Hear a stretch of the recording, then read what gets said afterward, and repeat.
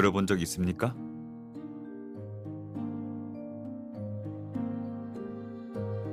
네, 미해결 사건부는 미림시 빅데이터 센터에서 만든 겁니다. 저희는 최근에 여기 있는 사건 하나를 조사 중입니다.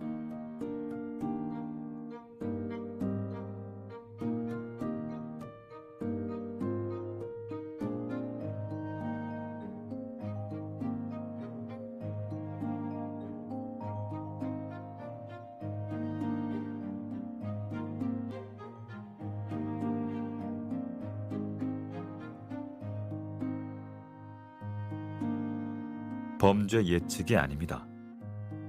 미해결 사건부는 지난 몇 년간 미림시에서 발생한 의문의 사건들을 정리한 파일입니다. 100% 그렇다는 건 아닙니다. 우선 가장 의문스러운 점은 사건 발생률입니다. 미림시의 빅데이터 센터가 설립된 이래로 매년 미림시의 사건 발생률은 일정한 수준을 유지해왔죠. 그런데 최근 3년 동안 사건의 발생률이 눈에 띄게 증가했습니다. 사건의 대다수가 실종, 그리고 정신질환 관련 사고였고요. 우리는 사건이 비정상적으로 증가한 원인을 조사해야 합니다.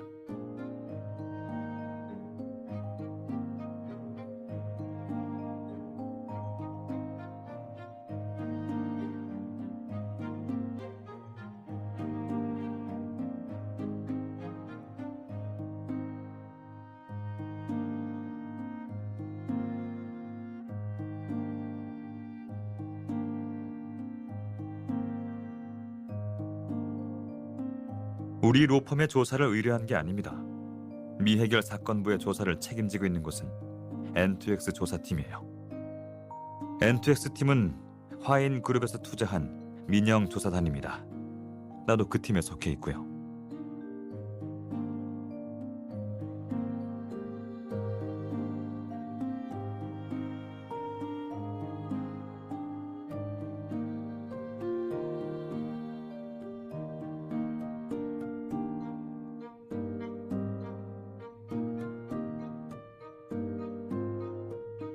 개인적으론 당신이 나와 함께 미해결 사건부의 사건을 조사했으면 합니다. 그러나 N2X에 들어오는 건 급하게 결정하지 않아도 좋습니다. 몇몇 사건에 참여해 본 후 결정해도 늦지 않으니까요. 조사 도중에 위험한 일이 발생할 수도 있어서 그럽니다.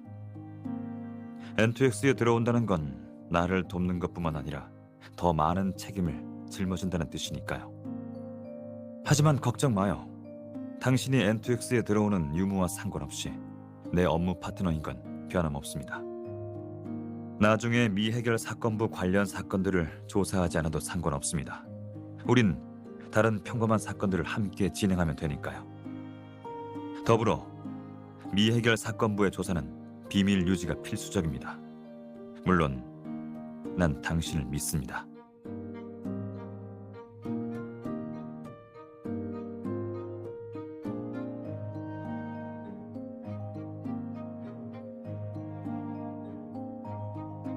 좋습니다. 그럼 이 사건부터 함께 보죠.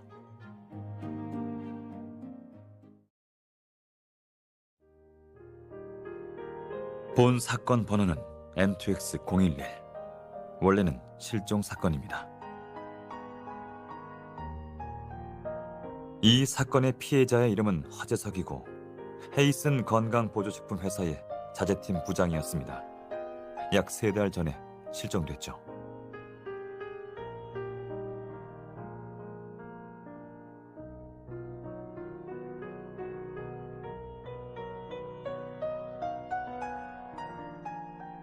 경찰은 허재석의 집에서 유서를 발견했습니다.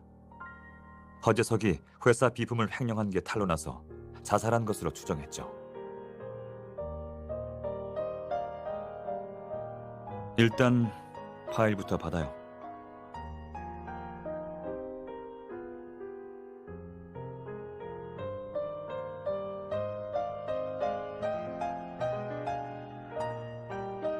네. 하지만 내가 의문스럽게 느껴지는 부분에 대해서는 메모를 달아놨습니다. 그리고 빅데이터 센터를 통해 허재석의 일상 패턴을 분석해보면 어떠한 자살 징조도 보이지 않았습니다. 이렇게 자살로 결론을 내린다면 유족들이 납득할 수 없을 겁니다.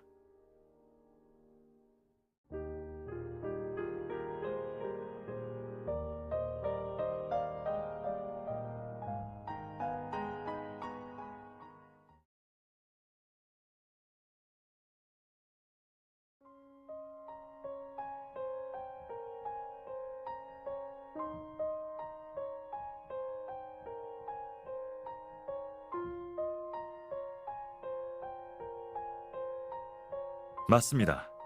최유택은 1순위 조사 대상입니다. 게다가 횡령죄는 자살할 정도로의 무거운 죄는 아닙니다.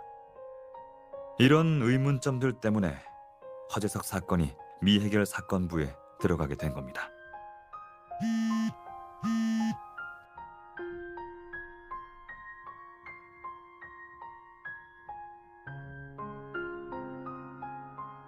네, 테미스 로펌의 백은호입니다. 어디서 연락 주셨죠? 네? 아버님께서 돌아가셨다고요? 현장을 책임지는 경찰을 바꿔주십시오. 우선 상황 파악을 해야겠습니다.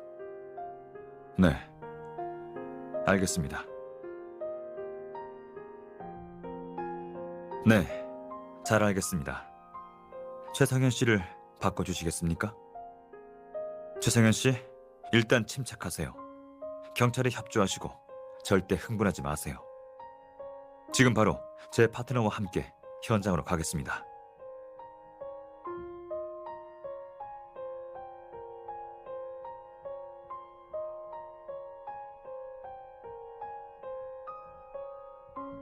이제 나도 파트너가 있는 템포에 적응해야겠군요. 내 차로 갑시다.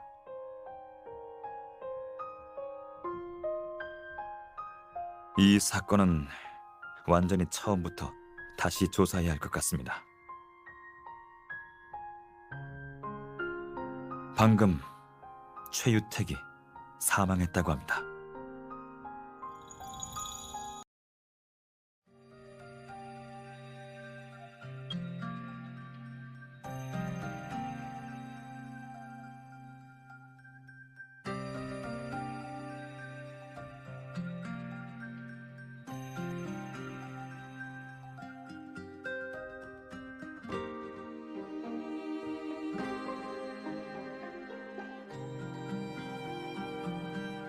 경찰과 의사는 현장에 도착해 최유택에 대한 부검을 실시했습니다. 그리고 사인을 약물성 알레르기로 인한 심근경색이라고 밝혔습니다. 맞습니다. 가족들은 최유택이 심장병 치료제를 장기 복용해온 사실을 알고 있었습니다. 알레르기성 약물은 반드시 정량 복용해야 하죠. 실수로 조금만 과다 복용해도 치명적인 결과를 초래하기 때문입니다. 하지만 최유택은 일반적인 수준을 훨씬 뛰어넘는 양을 복용했습니다. 최유택이 내연녀를 만들면서 최 씨 일가의 가족관계는 완전히 파탄났습니다. 최상현 씨의 어머니가 돌아가신 것도 이것과 연관되어 있고요. 살해 동기만 따지면 최상현 씨가 가장 유력한 용의자입니다. 게다가 그는 약학 대학원생이니까요. 최상현 씨의 목소리가 떨리는 게 전화에서 느껴졌습니다. 그도 자신이 아버지를 살해한 건지 모른다고 얘기했으니 가서 이 얘기를 나눠봐야 할 것 같습니다.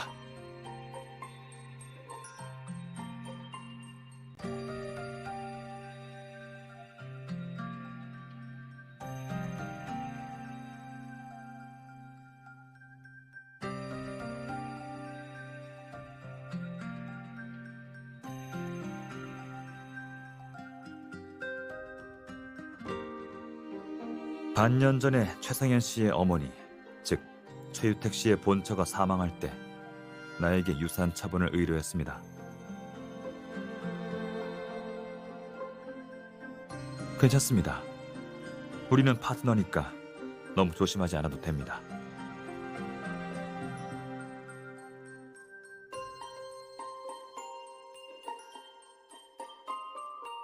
허재석의 죽음과 최유택의 죽음.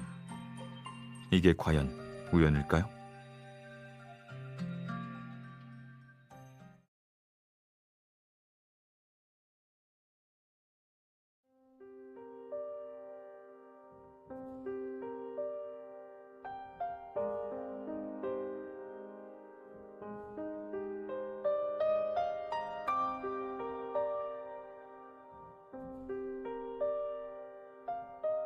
방씨 아주머니께 가서 지혜 좀 달래주라고 부탁해요. 지혜는 곁에 돌봐줄 사람이 있어야 해요. 최상현 씨, 저희 도착했습니다.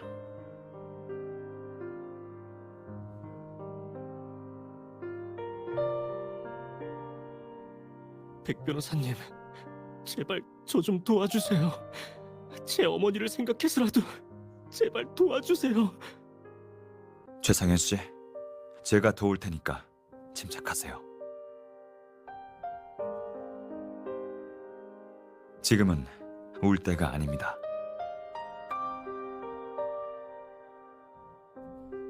변호사님, 또 뵙네요. 백은우 변호사님과 함께 오신 건가요?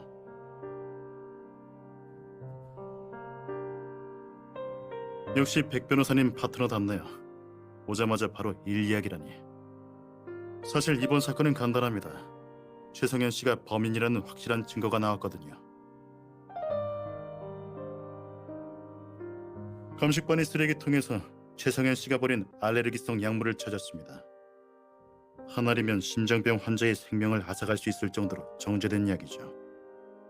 이 약물이 최유택 씨의 약사발과 주방에 있는 주전자에서 검출됐습니다. 그리고 최성현 씨는 최유택 씨와 오늘 재산 문제로 크게 다퉜다고 합니다. 다툼이 끝나고 최성현 씨는 주방에 들어가 최유택 씨의 한약에 이 고도로 정제된 약을 넣으려고 했습니다. 보모가 증인입니다.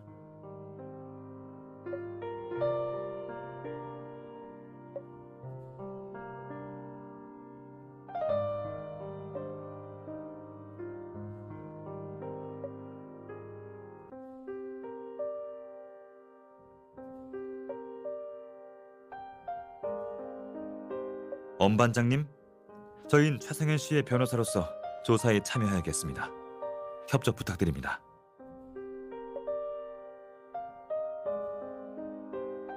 네, 알겠습니다. 제가 계속 동행하죠.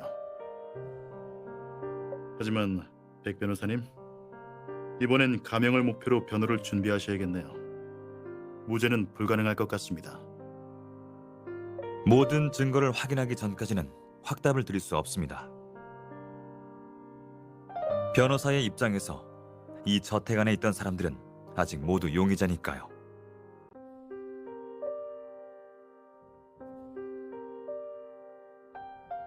난 엄 반장님과 할 얘기가 있으니 최상현 씨한테 가서 상황을 설명해 주세요. 금방 돌아올게요.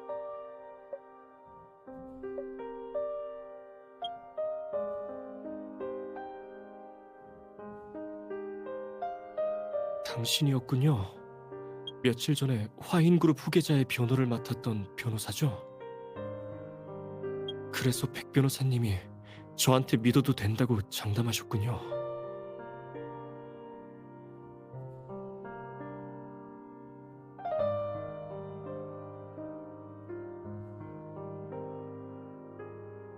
어디서부터 말해야 할지 아직 뒤죽박죽이네요. 차라리 저한테 질문을 해주세요.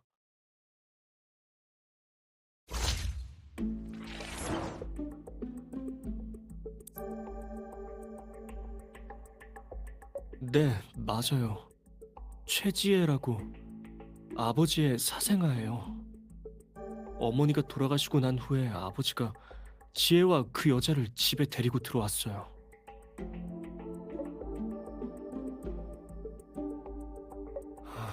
아니요. 그 여자는 제 어머니만 없었다면 바로 저희 집 안방을 차지할 수 있을 거라 생각했겠죠. 하지만 반년이 지난 지금까지 아버지는 그 여자와의 결혼을 단 한 번도 언급하지 않았어요.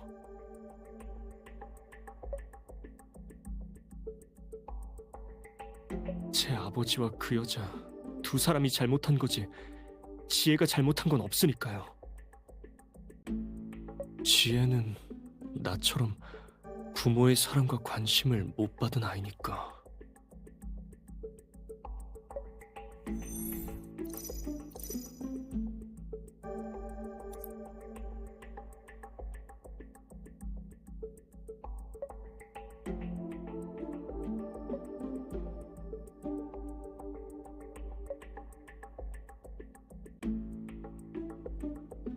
아버지는 최근 유언장을 작성하고 있었어요. 전 재산을 그 여자한테 넘긴다는 유언장을.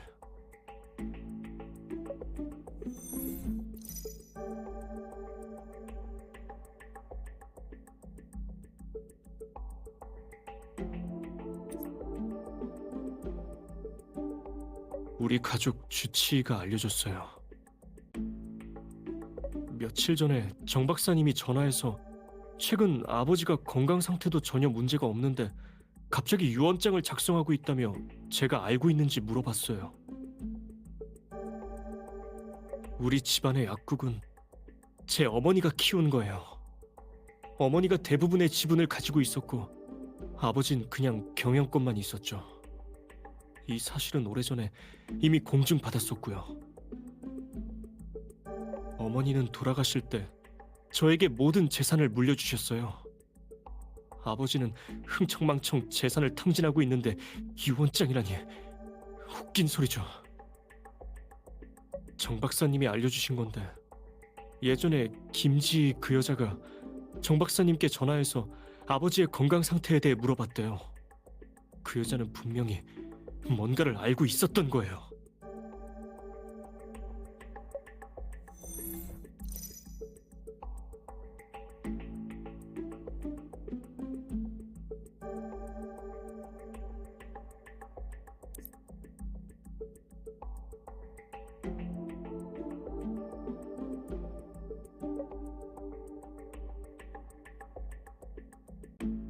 정 박사님과 아버지의 변호사는 절친한 사이예요.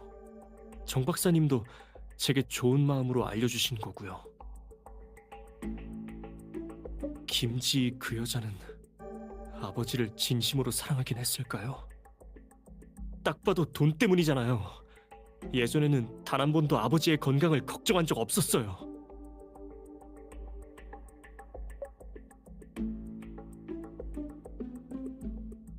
제가 약을 정지해놓긴 했지만 쉽사리 결심을 내리진 못했어요. 오늘까지도. 예전에 백 변호사님이 제 어머니의 유산 문제를 처리하면서 보호 조치를 마련해뒀어요. 하지만 며칠 전에 재산 목록을 확인하다가 아버지가 재산 관리인들을 전부 매수해서 어머니가 남긴 유품들을 다 팔고 명의도 위조해 내 약국 지분을 가져가려 한다는 걸 알게 됐어요.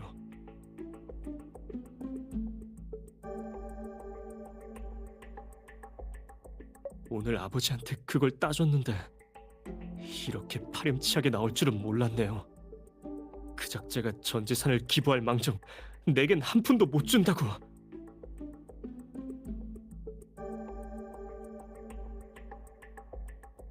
전 어머니의 임종을 절대 못 잊어요.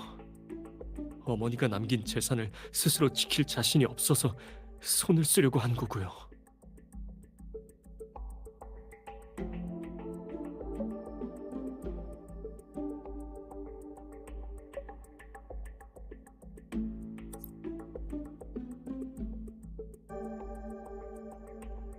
평소엔 학교에서 지내요.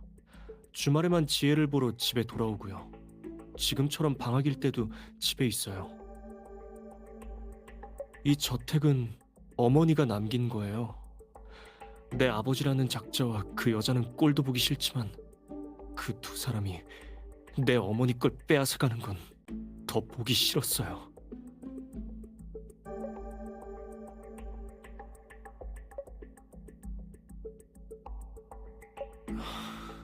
그 약은 제가 원료를 산 뒤에 학교 실험실에서 정제한 거예요. 하지만 그게 불법 약품은 아니잖아요. 지혜가 먹는 약에도 그 성분이 들어있고요. 하지만 심장병을 앓는 사람이 절대 복용해선 안 되죠. 그랬다가는 지금 같은 결과가.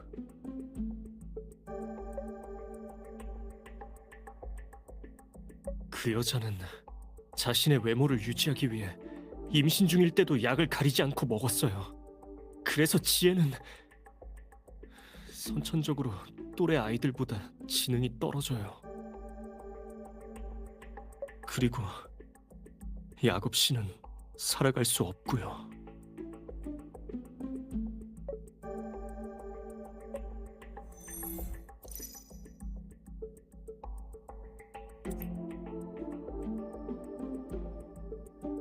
제가 아버지를 살해하지 않았다고 생각하세요? 진짜로 절 믿어주시는 건가요?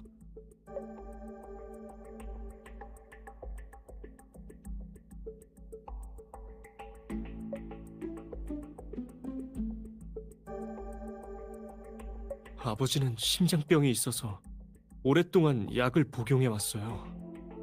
원래 아버지의 약에다가 알레르기성 약을 넣으려고 했었는데 방씨 아주머니가 말렸어요.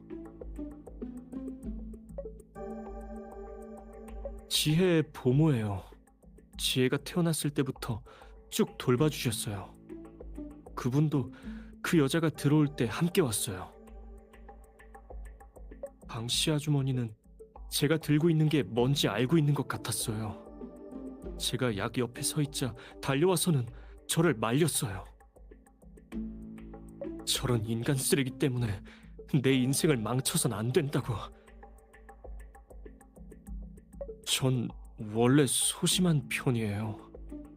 그게 아니었다면 이렇게 오랫동안 참지 않았겠죠. 어머니가 돌아가시고 난 뒤에서야. 아무튼 아주머니 때문에 망설인 거죠.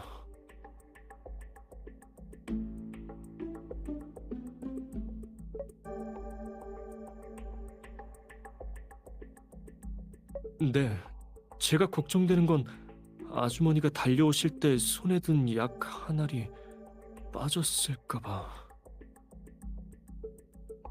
범인이 진짜로 저일 수도 있어요.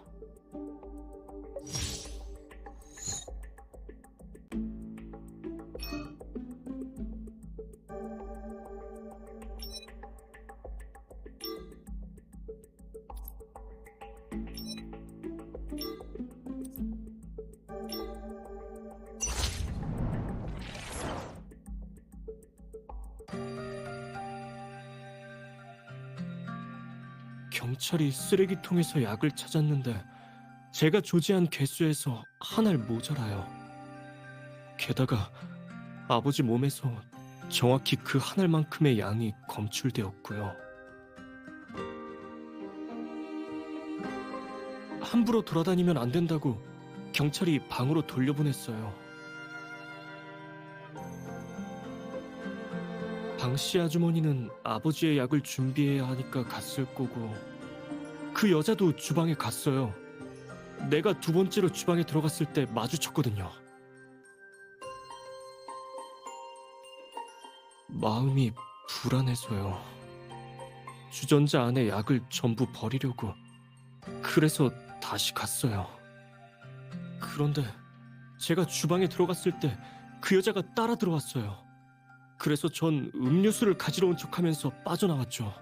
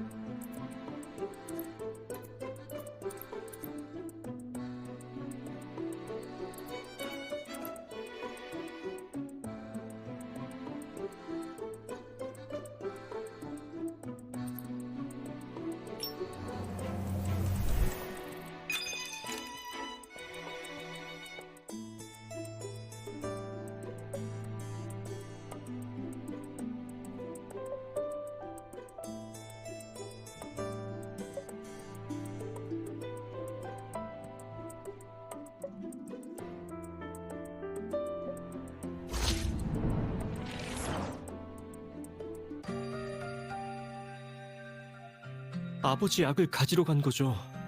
아버지와 내가 다투는 걸 봤을 테니까 그 기회에 비위나 맞추려 했겠죠. 만약 어머니가 아버지의 감언 이설에 속지 않고 진작 이혼만 했더라면 오늘 같은 일은...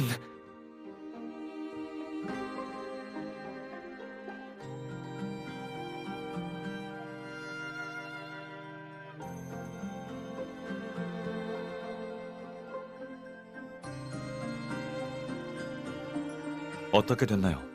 단서는 찾았습니까?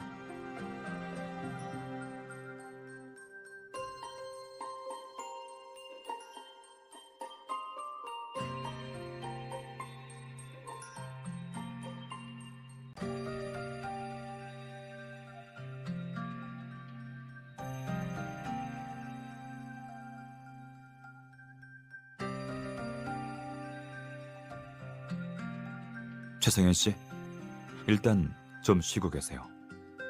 우린 다른 사람도 좀 조사해야 할 것 같습니다. 백 변호사님, 전 진짜 희망이 없는 건가요? 만약 진짜로 성현 씨의 소행이 아니라면 반드시 누명을 벗겨드리겠습니다.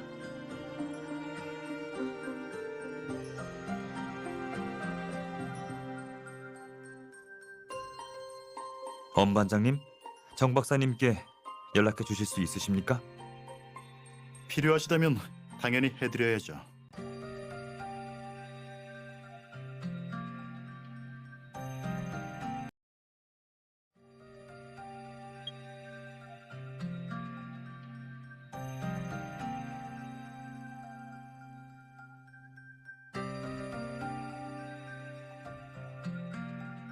방 씨의 아주머니라면 경찰이 최성현 씨를 유력 용의자로 지목하게끔 증언한 사람입니다. 하지만 그녀의 태도가 번복되는 게 의심스럽습니다.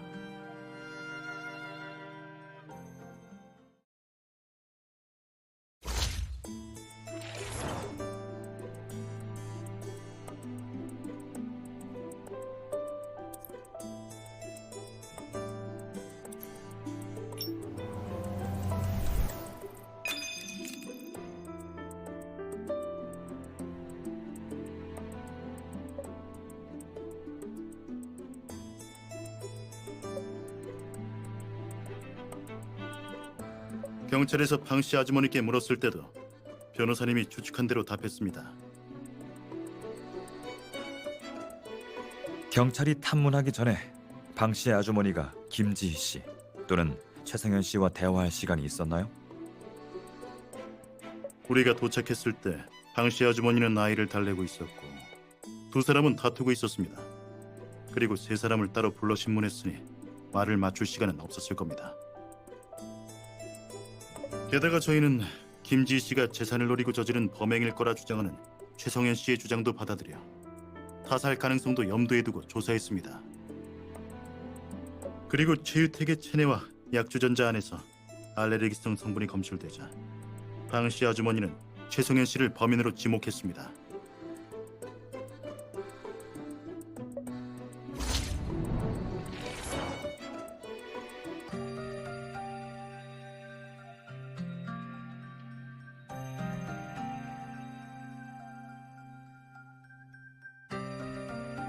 아니에요.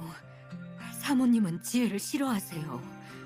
지혜는 사모님과 같이 있는 게 더 힘들 거예요. 그 아이는 그녀가 최 씨 일가에 발을 들일 수 있었던 유일한 이유였을 텐데 왜 싫어하는 거죠? 지혜는 선천적으로 약해서 크고 작은 병을 달고 살았어요. 다른 아이들처럼 똑똑하거나 활발하지도 않아서 최 사장님께 예쁨을 받지 못했죠. 사모님은 지혜가 창피하다며 거들떠보지도 않았고요. 오히려 도련님이 지혜를 잘 챙겨주셨죠. 집에 들어오기 전에도 가끔 지혜를 보러 오시기도 하셨어요. 전 사모님께서 일이 바빠 도련님을 잘 돌보지 못하셨다고 들었어요. 아마 지혜를 보면서 동병상련을 느끼신 것 같아요. 경찰에 최성현 씨가 최 사장님을 살해했다고 증언하셨죠. 최성현 씨의 변호사로서 몇 가지 질문하겠습니다.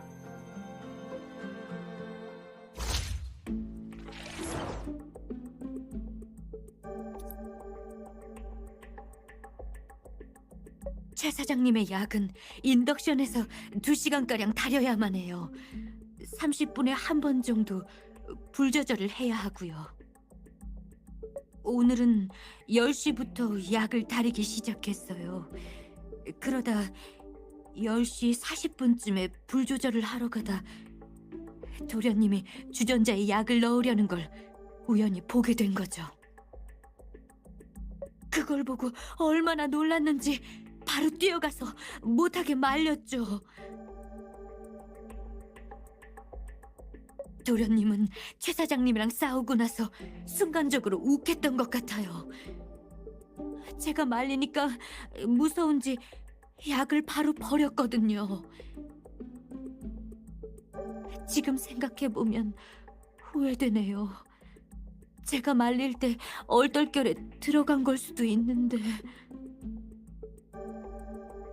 약을 새로 다렸으면 되는 건데 그냥 약을 데워서 새로 다린다고 했으면 최 사장님한테 쓴소리 한번 듣고 말았을 텐데 어차피 날 자르려고 했으니까. 자르려고 했다고요? 갑자기 왜죠? 아마 제가 촌사람이라서 그런 거겠죠. 저도 잘 몰라요. 더 이상 캐묻지 맙시다. 개인적인 일이니 실례인 것 같네요.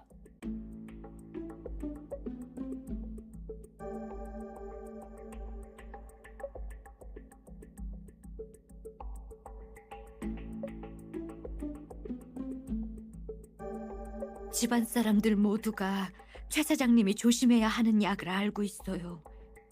지혜가 먹는 약에 그 성분이 들어있어서 최 사장님이 저한테 특별 당부한 적도 있고요.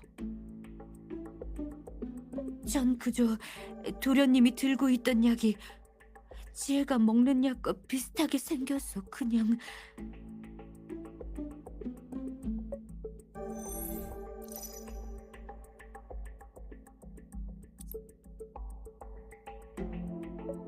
사모님요. 최 사장님 약을 가지러 갔었어요.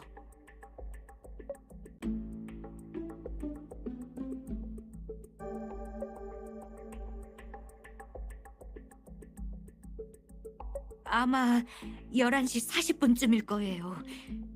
그때쯤에 불 조절을 하러 갔었는데 도련님과 사모님 두 분 다 주방에 계셨거든요. 사모님이 시간을 착각하셨나 보네요. 도련님은 주방에서 음료수를 들고 나왔어요.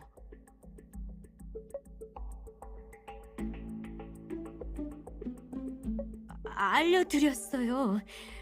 근데 사모님께서 사장님이 쓴 약을 싫어하시니까 남길 바엔 연하게 해서 전부 마시게 하는 게 더 좋다고 말씀하셔서.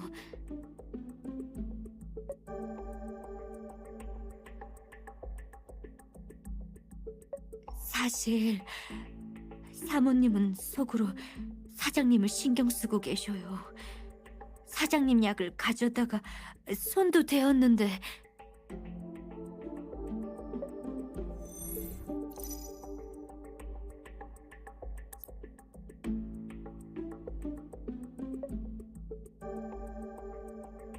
도련님은 2번 갔고 사모님은 1번 갔어요. 확실한가요? 네, 확실해요. 제 방은 1층에 있어요. 게다가 오전 내내 지혜랑 방에 있었거든요. 누군가 주방에 갔다면 방에서 소리를 듣고 다 알 수 있어요.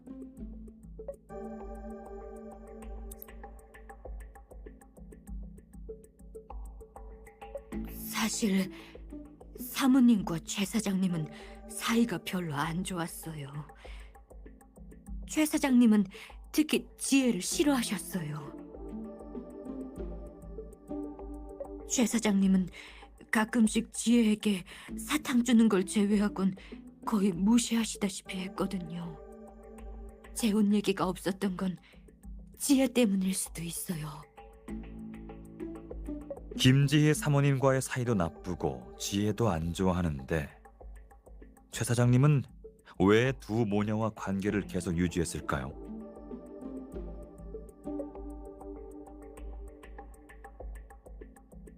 지혜가 벌써 7살이네요. 아주머니 말씀대로라면 결혼은커녕 그 관계를 유지하기도 벅찼을 것 같습니다만. 그냥 가끔 지희 사모님이 최 사장님의 사업을 도왔다는 것 말곤 자세한 사정은 몰라요. 아마도 최 사장님이 사모님의 능력을 인정한 게 아닐까 싶네요.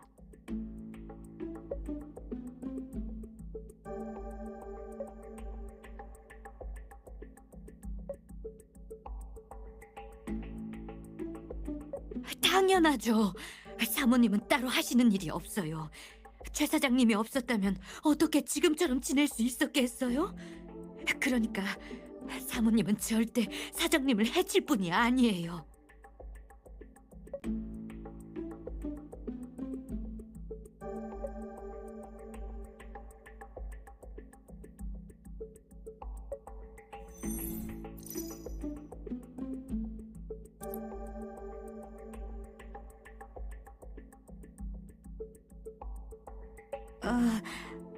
이 집에서 지혜를 제외하곤 도련님과 사이가 제일 좋아요.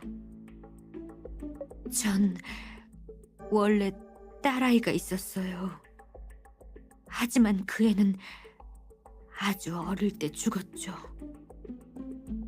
그 후론 더 이상 아이를 갖지 못했어요. 전 지혜를 제 자식처럼 여겨요. 도련님이 지혜한테 잘해주셔서 저도 도련님을 친근하게 느꼈어요. 최 사장님과 사모님은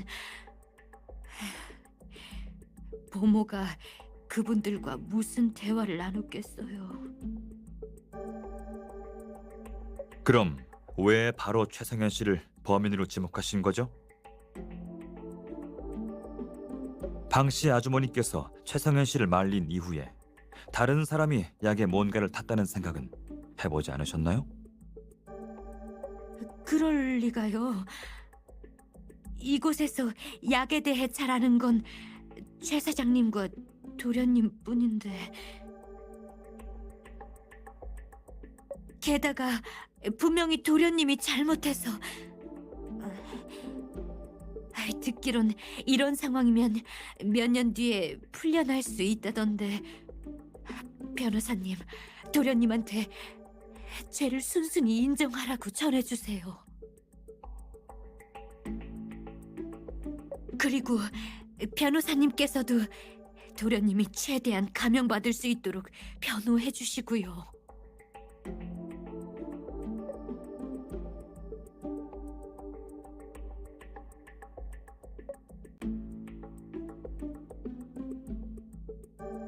사모님은 사무직 같은 거겠죠. 지혜가 먹는 약이 뭔지도 잘 모르는데 어떻게 알겠어요?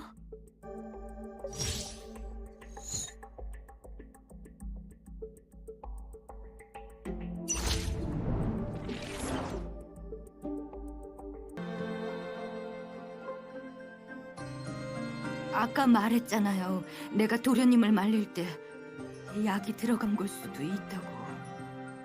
만약 진짜로 그렇다면 당신도 범행에 참여했다는 게 성립됩니다. 그 말은 즉 최성현 씨처럼 과실치사죄라는 점 알고 계십니까? 백 변호사님, 증인을 겁주지 마세요.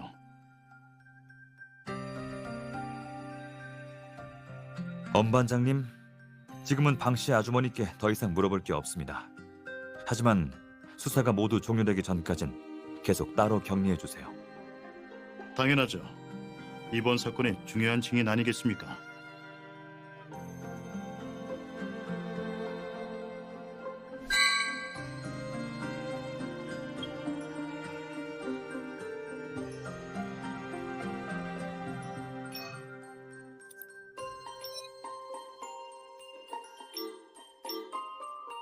그냥 떠본 겁니다. 방 씨의 아주머니는 겁이 많은 데다 법도 잘 모르니 이용당하기 쉽죠. 처음 질문할 때부터 그녀와 최유택 둘 사이에 무슨 이해관계가 엮여 있다고 느꼈어요.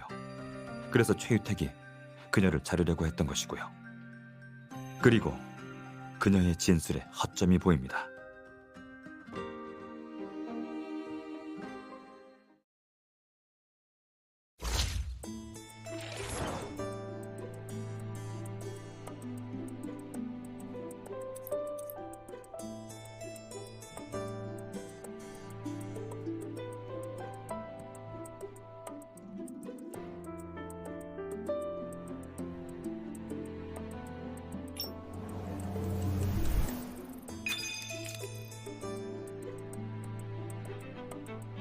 그러다가 나중에는 집안 사람 모두가 최유택이 복용해서는 안 되는 약을 알고 있다고 말했죠. 이건 약학 전공을 떠나서 집안 사람 모두가 범행을 저지르는 데 필요한 정보는 알고 있다는 뜻이죠.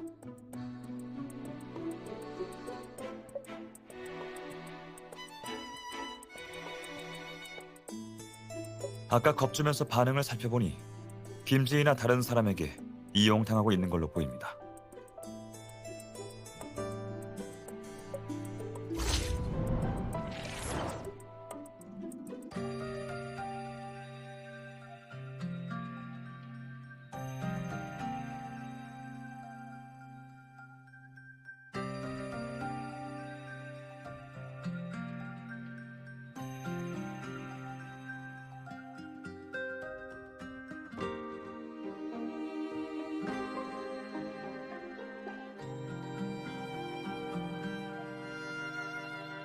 칠 년 동안 일한 보모가 외부인을 보자마자 고용주에 대한 불만을 이야기하다니 왜 그런 것 같나요? 일부러 김지희와의 관계가 안 좋은 척하고 있는 것 같지 않습니까? 사실 공통된 이익만 있다면 두 사람 사이의 감정은 별로 중요치 않죠.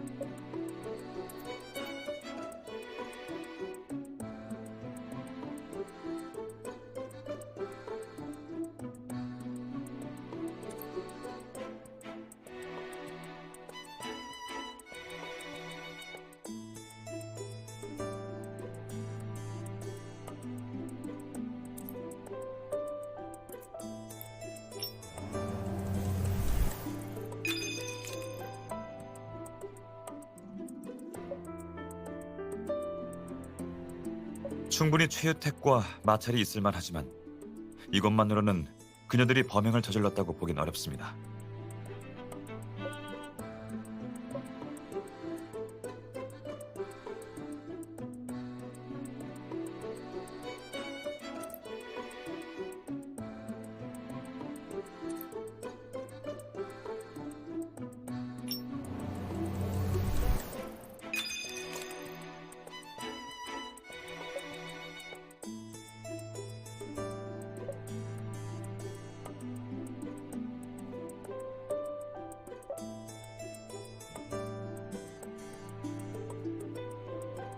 그렇다면 분별력이 없는 지혜가 이 집안의 유일한 상속자가 되는 거니까요.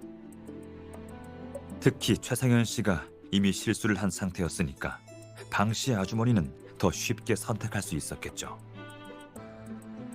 그녀는 차라리 최상현의 범행을 말리지 말았어야 했다고 생각하고 있을 수도 있겠네요.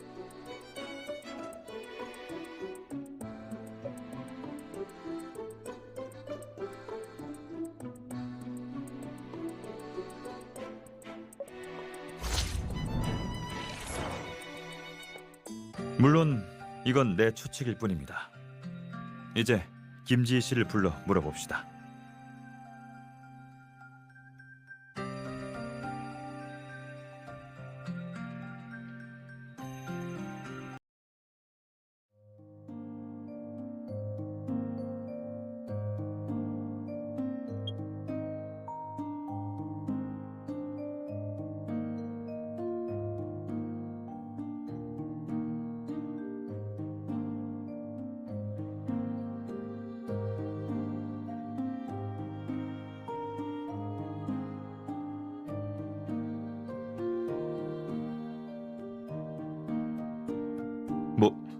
뭡니까?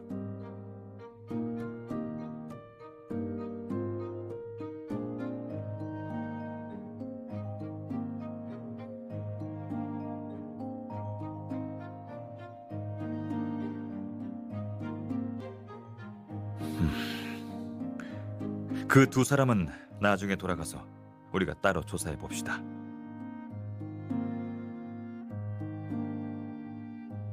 걱정하지 않아도 되니까 바로 앉으세요.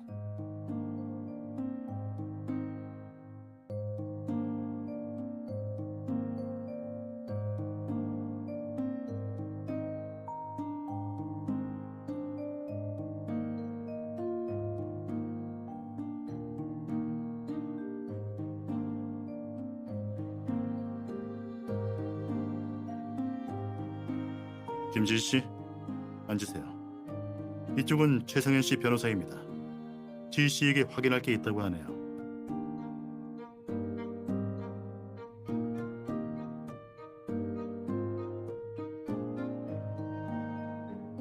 성현이 변호사와 할 말 없어요. 그 아이는 처음부터 날 싫어했어요. 이제 내 물주까지 죽였으니까 의지할 곳 없는 저를 보며 기뻐하고 있겠죠.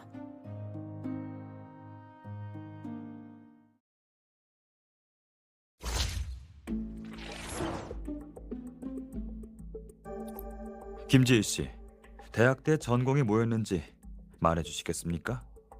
제 기억에 당신은 최유택 사장님의 비서였는데. 난 약학을 전공했어요. 난 대학에서 졸업하자마자 그의 밑에서 일했어요. 비서는 사무직이나 다름없죠. 오랫동안 전공을 살릴 길이 없어서 약학은 거의 다 잊었어요. 그 잘나신 최성현 도련님과 비교가 되겠어요?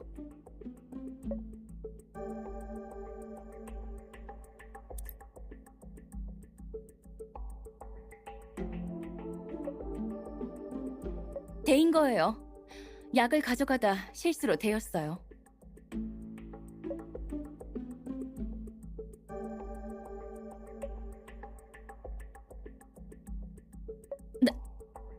난 그이가 감아준 거예요. 약을 먹기 전에 대인 내 손가락을 보고 붕대를 감아준 건데, 그리고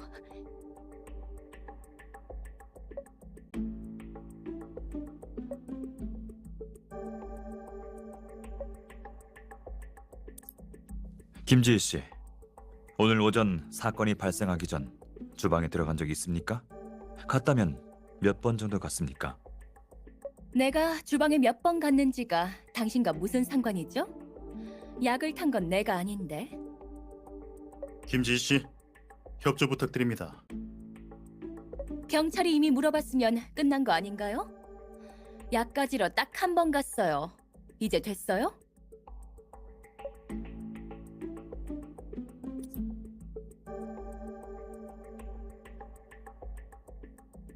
내가 걔를 돌볼 시간이 어디 있겠어요. 방씨 아줌마한테 맡겼죠. 난 그이 챙기기도 바빴어요.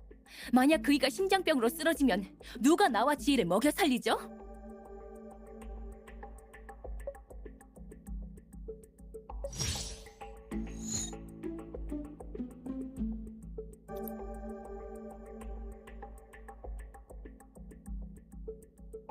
내가 오래전부터 결혼하자고 했는데 그이는 계속 그 여자가 죽은 지 얼마 안 돼서 결혼은 아직 이르다고만 했어요.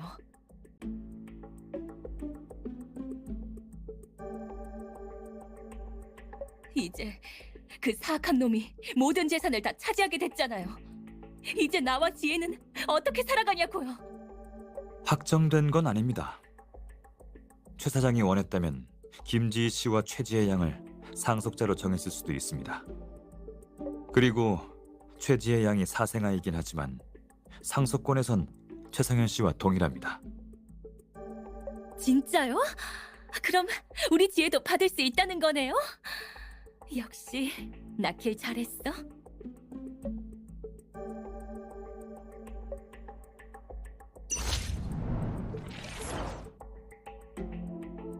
변호사님, 방금 전에 유산에 대해 하신 말씀이 사실은 아니겠죠?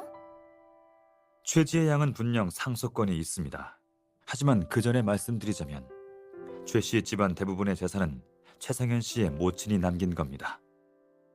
이 재산의 상속자는 최상현 씨로 되어 있으며 김지희 씨와 최지혜 양 그리고 고인이 된 최유택 사장은 상속의 권한이 전혀 없습니다. 최 사장이 남긴 재산 중 유일하게 돈이 되는 건 이 집뿐인 것 같네요. 물론 이 집의 50%도 최상현 씨의 소유입니다. 잘하면 그의 은행 계좌에 돈이 남아있을 수도 있겠지만요. 뭐라고요?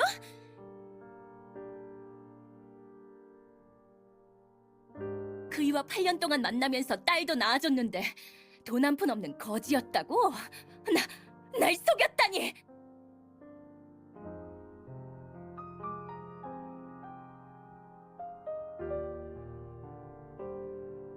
냉장실 세 번째 칸에 있는 딸기 푸딩을 주면 얌전해질 거예요. 아주머니, 아이도 하나 제대로 못 봐요? 일 좀 똑바로 해요. 엄 반장님, 이제 더 이상 물어볼 게 없습니다. 사건 현장으로 가시죠. 사건 현장은 나와 그이의 침실이에요. 가서 뭘 하려는 거죠? 철저하게 조사할 겁니다. 안 돼요. 절대 허락 못 해요. 침실은 사적인 공간이니 절대 못...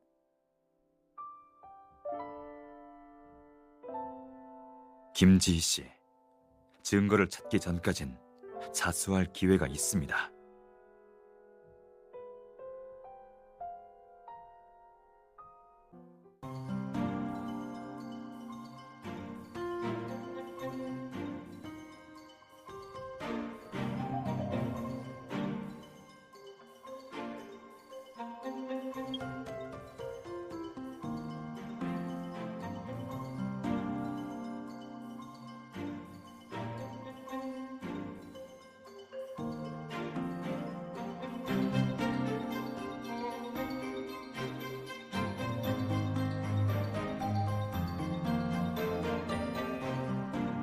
그녀는 딸의 보모인 방 씨의 아주머니보다 훨씬 정신적으로 강합니다.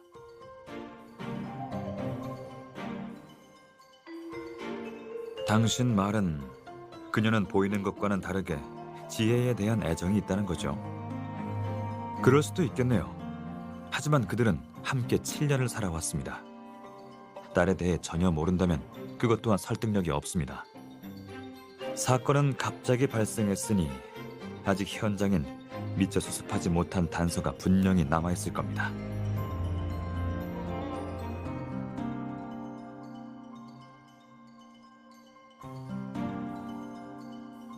정확한 분석이에요. 추측은 이 정도면 충분하니 이제 확실한 증거를 찾아보죠.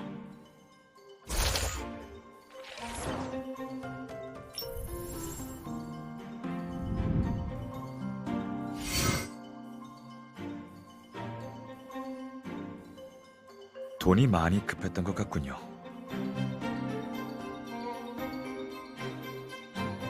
돈이 필요한 상황인데 물주인 최유택이 돈을 주지 않았다면 그럼 김지혜 씨의 살해 동기가 성립되는 겁니다. 한 푼도 못 받는 것보다 좋겠죠. 지혜면 최유택의 유산을 어느 정도 상속받을 수 있을 테니까.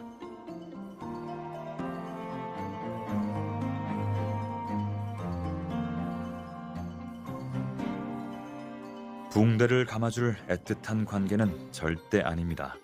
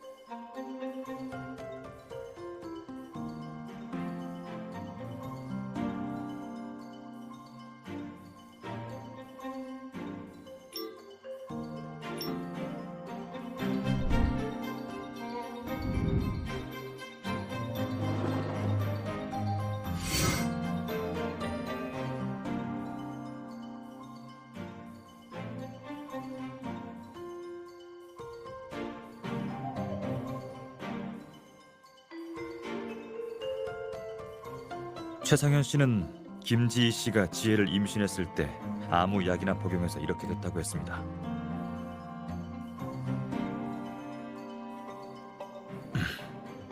공문서를 자주 읽다 보면 늡니다. 이 차트는 지혜가 몇 살 때부터 작성된 겁니까?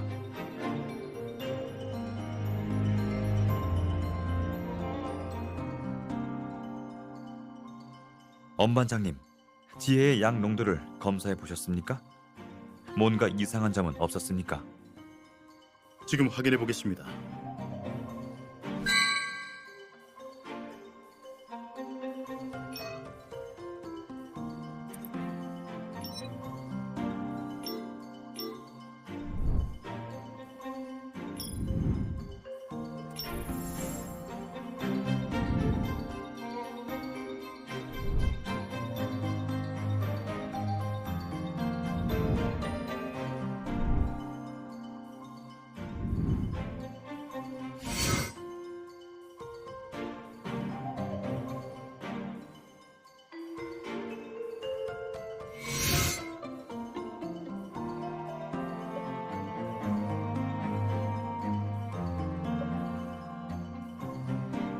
최유택이 발작을 일으켰을 때 옆에 김지희 씨가 있었다고 했죠.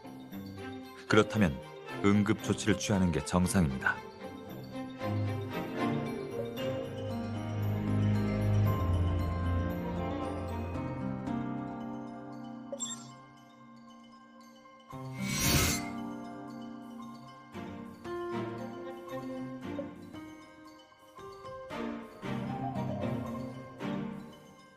미허가 약품 아닐까요? 시약 테스트 중이거나 미허가 약품은 모두 코드만 표기합니다.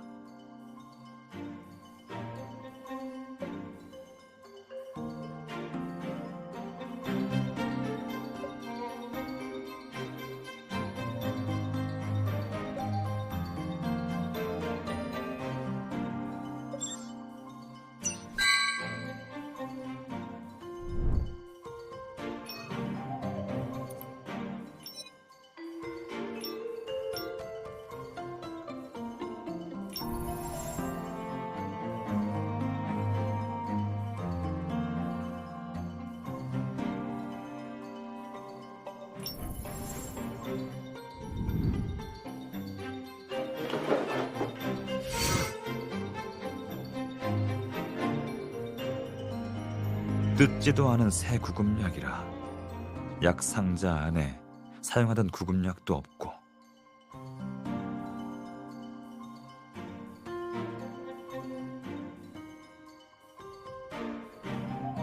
그 뒤에 바로 약을 마시고 발작을 일으켰다라. 그녀는 왜 다시 서랍을 열어 구급약을 먹일 생각을 하지 않았을까요? 설령 그렇다고 해도 그녀는 너무 놀라서 아무 생각도 나지 않았다고 변명할 수 있습니다.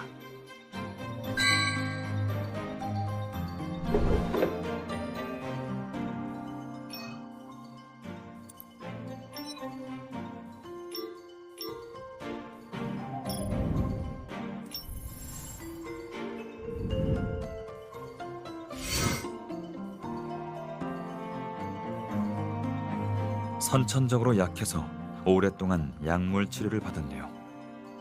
치료비가 엄청나군요.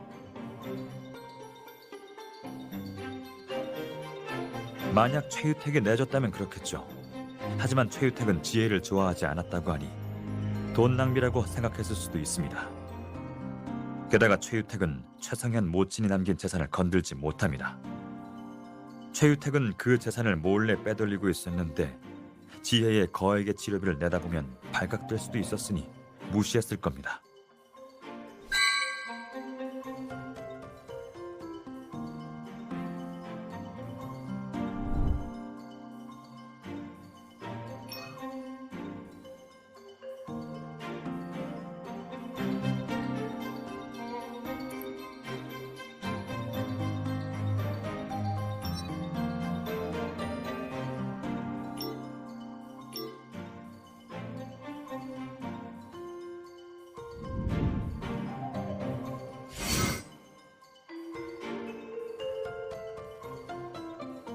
자물쇠를 걸어놨다는 건 귀중품이 들어있다는 거겠죠. 엄 반장님, 김지희 씨에게 열쇠를 요청할 수 있습니까? 잠시만요. 감식반에 요청해 보겠습니다.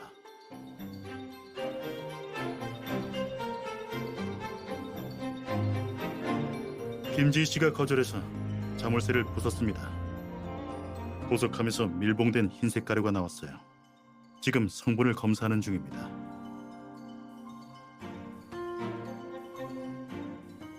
그럴 가능성도 있습니다. 일단 검사 결과를 기다리죠. 엄 반장님, 여기 들어있는 약도 검사 부탁드립니다.